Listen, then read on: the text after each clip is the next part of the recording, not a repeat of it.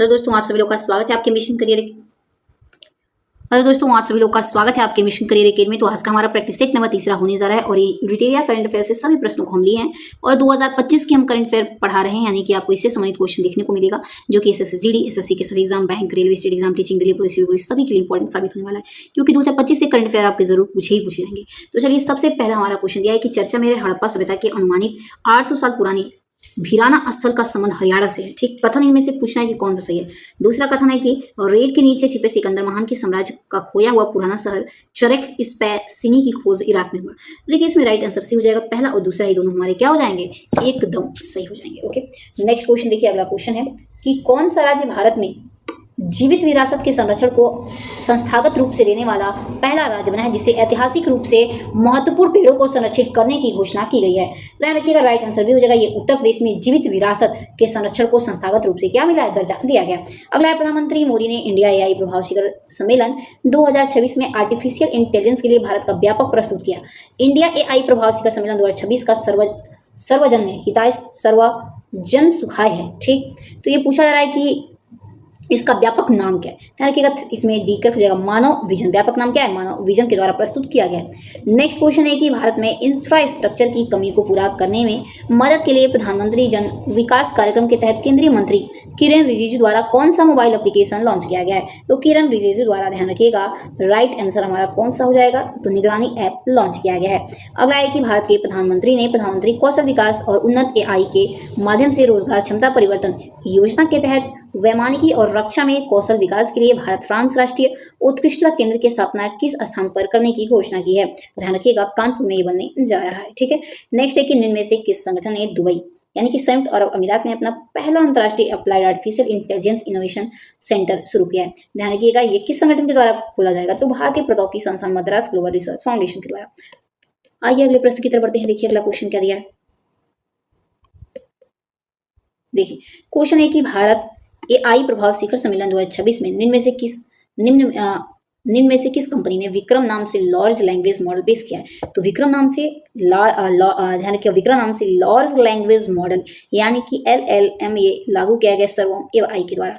अगला, हिमाचल प्रदेश सरकार ने पर्यटन को बढ़ावा देने के लिए निम्न में से किस जगह पर एशियाई का सबसे लंबा जिप लाइन प्रोजेक्ट बनाने का फैसला किया है। ध्यान रखिएगा, डी करेक्ट हो जाएगा हिमाचल प्रदेश कांडला के द्वारा। अगला है कि हालिया जानकारी के अनुसार 52वां G7 शिखर सम्मेलन 2026 निम्न में से किस देश के द्वारा आयोजित किया जाएगा। ध्यान रखिएगा, 52वां G7 शिखर सम्मेलन 2026 ये आयोजित किया जाएगा फ्रांस के द्वारा। अगला है कि प्रधानमंत्री नरेंद्र मोदी ने भारत के पहले नमो Bharat regional rapid transit system का उद्घाटन किया और कितने किलोमीटर दिल्ली मेरठ नमो भारत कॉरिडोर राष्ट्र को समर्पित किया है। तो डी करेक्ट हो जाएगा 82 किलोमीटर। नेक्स्ट क्वेश्चन है कि सड़क परिवहन मंत्री और राज्य मंत्री ने मोबाइल क्वालिटी कंट्रोल वैन के माध्यम से निर्माण गुणवत्ता को सुदृढ़ करने के लिए एक पायलट परियोजना की शुरुआत की है। यह पहल वर्तमान में किन राज्यों में लागू किया जा रहा है। ध्यान रखिएगा, ये जो हमारी मोबाइल क्वालिटी कंट्रोल वैन के माध्यम से जो गुणवत्ता को सुदृढ़ किया जा रहा है, ये पूछा जा रहा है वर्तमान में किस राज्य में इसकी शुरुआत की जाएगी। तो राजस्थान, गुजरात, कर्नाटक और ओडिशा में। अगला है, इनमें से किस टाइगर रिजर्व ने महिलाओं के लिए वन्य जीवों की सुरक्षा हेतु वन्य जीवी दीदी नाम से एक नई पहल शुरू की है। तो ये टाइगर रिजर्व है जिसके द्वारा महिलाओं के लिए वन्य जीवों की सुरक्षा हेतु वन्य जीवी दीदी नाम से एक नई पहल शुरू किया जा रहा है। ये कहाँ पर, तो ये पलामू टाइगर रिजर्व में। ओके, ध्यान रखिएगा। ओके, नेक्स्ट है सूची पहले को सूची दूसरे से मिलान करना है। तो देखिए, इसमें हमारा राइट आंसर कौन सा हो जाएगा, तो एक करेक्ट हो जाएगा, यानी कि वायु शक्ति अभ्यास राजस्थान में हुआ है। धर्म गार्जियन का कहाँ पर हुआ है, तो उत्तराखंड में। मिलन का 13वां संस्करण विशाखापट्टनम में। ब्रज अभ्यास कहाँ हुआ है, तो पोखरण में। ब्रज पोखरण मिलन 13वां विशाखापट्टनम। धर्म गार्जियन उत्तराखंड में। वायु शक्ति अभ्यास राजस्थान में। अगला क्वेश्चन है कि इनमें से सही कथन चयन करें और कूट की सहायता से उत्तर दें। देखिए, इसमें से सही कथन पूछा है, तो उपयुक्त में सभी हमारे क्या हो जाएंगे, सही हो जाएंगे दोस्तों। तो देखिए, बोधन एआई सम्मेलन शिक्षा मंत्रालय के द्वारा प्रारंभ किया गया, ये भी सही हो जाएगा। सर्वम एआई प्रतिभूति विनियम बोर्ड ने अपनी सेबी चेक टूल मान्य यूपीआई हैंडल को बढ़ावा देने के लिए शुरू किया, ये भी सही है। और शाही और बोग एआई फ्रेमवर्क की घोषणा स्वास्थ्य मंत्रालय के द्वारा किया गया, ये भी हमारा सही हो जाएगा दोस्तों। देखिए, अगला क्वेश्चन है कि राष्ट्रीय इलेक्ट्रॉनिक्स एवं सूचना प्रौद्योगिकी संस्थान ने आंध्र प्रदेश सरकार के साथ भारत का पहला समर्पित quantum artificial intelligence university campus स्थापित करने के लिए एक समझौता ज्ञापन हस्ताक्षर किए गए। यानी इनमें से किस स्थान पर स्थापित किए गए, तो इसकी स्थापना, ध्यान रखिएगा दोस्तों, कहाँ पर किया गया है, तो अमरावती में। ओके, आगे अगले प्रश्न की तरफ बढ़ते हैं। अगला है, किस देश ने 1997 की एंटी कार्मिक माइन प्रतिबंध संधि से आधिकारिक रूप से हटने की घोषणा की है। ध्यान रखिएगा, डी करेक्ट हो जाएगा पोलैंड ने। अगला, भारत का पहला सोयाबीन महोत्सव निम्न में से किस राज्य में आयोजित किया गया था? तो भारत का पहला सोयाबीन महोत्सव, ध्यान रखिएगा, भारत में नागालैंड में पहली बार इसकी आयोजन किया गया था। अगला है कि केंद्रीय मंत्रिमंडल ने संविधान के किस अनुच्छेद 3 के तहत केरल का राज्य का नाम बदलकर क्या करने की प्रस्तावना को मंजूरी दी गई है? तो केरल राज्य का नाम बदलेगा और इसका क्या नाम रखा जाएगा? तो ध्यान रखिएगा, केरलम रखा जाएगा। अगला है केंद्रीय मंत्री डॉक्टर जितेंद्र सिंह ने पूरे भारत में विकसित जैव प्रौद्योगिकी उत्पादों को एक व्यापक खोज योग्य डेटाबेस बनाने के लिए एक आर्टिफिशियल संचालित बायोटेक उत्पाद डेटा पोर्टल लॉन्च किया गया है। इस पोर्टल का नाम क्या है? ध्यान रखिएगा, इस पोर्टल का नाम सुजविक है। ठीक है, सुजविका है, ध्यान रखिएगा, सुजविका।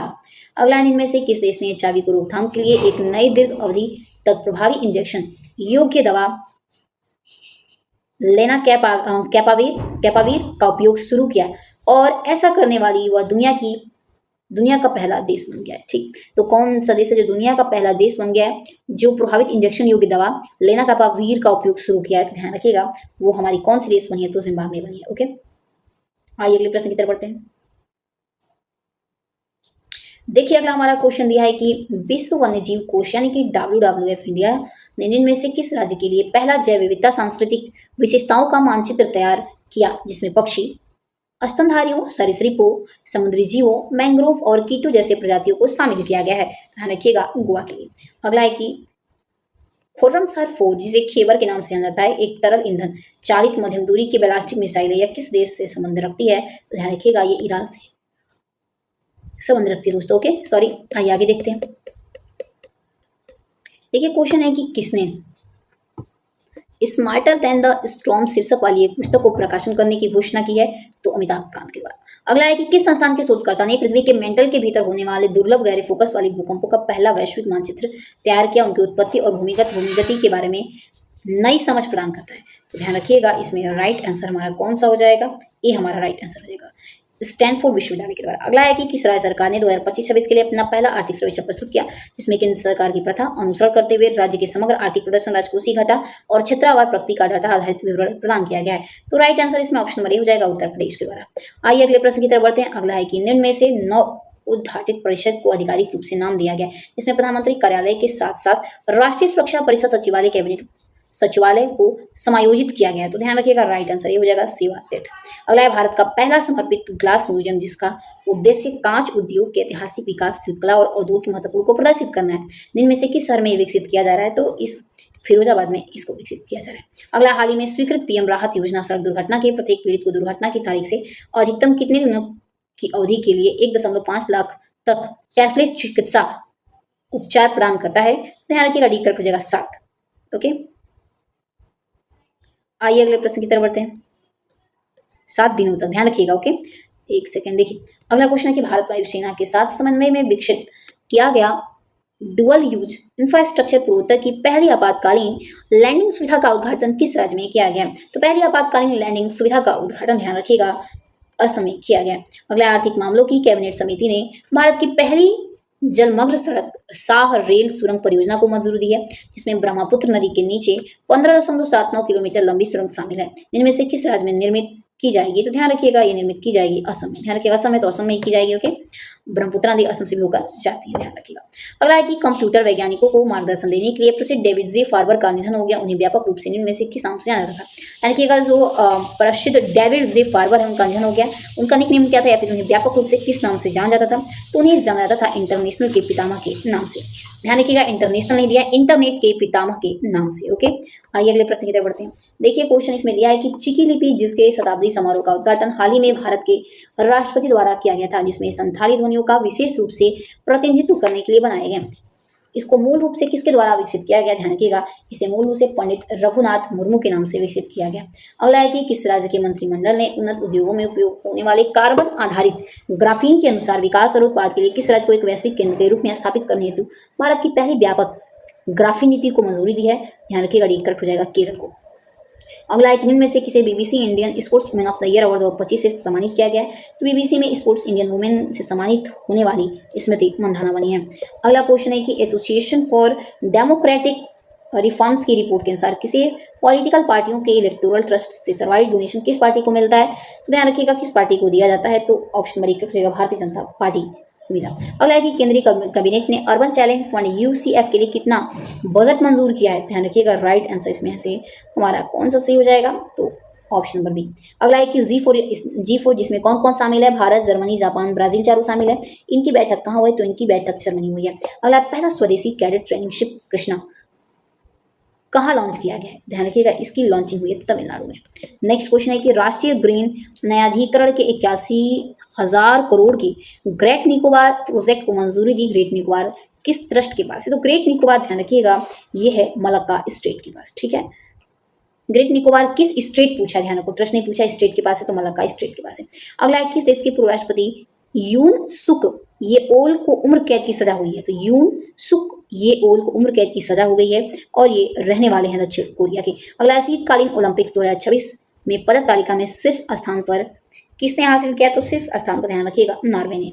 नेक्स्ट क्वेश्चन है कि निम्न में से कौन सा कथन सही होगा, तो देखिए ऑप्शन नंबर हमारा इसमें कौन सा सही हो जाएगा दोस्तों, तो देखिए ऑप्शन नंबर हमारा सी करेक्ट हो जाएगा, यानी कि पहला और दूसरा दोनों सही। तो आप देख लीजिएगा एक बार, देखिए आरबीआई ने देश का दूसरा सुरक्षित डेटा सेंटर कहाँ खोला है, तो आरबीआई के द्वारा देश का दूसरा सुरक्षित डेटा सेंटर ध्यान रखिएगा दोस्तों ये खोला गया है उड़ीसा में। अगला है टाटा एडवांस सिस्टम लिमिटेड ने एयरबस H125 के लिए भारत की पहली निजी क्षेत्र की हेलीकॉप्टर फाइनेंस असेंबली लाइन का उद्घाटन इनमें से किस स्थान पर किया है, तो इसका उद्घाटन वेमागल यानी कि कर्नाटक में किया गया।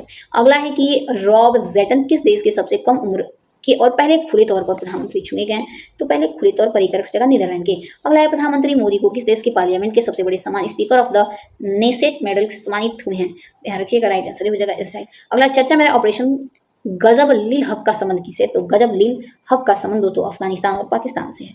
ओके, अगला क्वेश्चन है कि भारत सरकार सर्वाइकल कैंसर के विरुद्ध में एचपीवी वैक्सीन का अभियान कहाँ लॉन्च करेगी, तो इसकी लॉन्चिंग होगी अजमेर में। अगला है निम्न में से सही कथन का चयन करें और कोड की सहायता से उत्तर दें।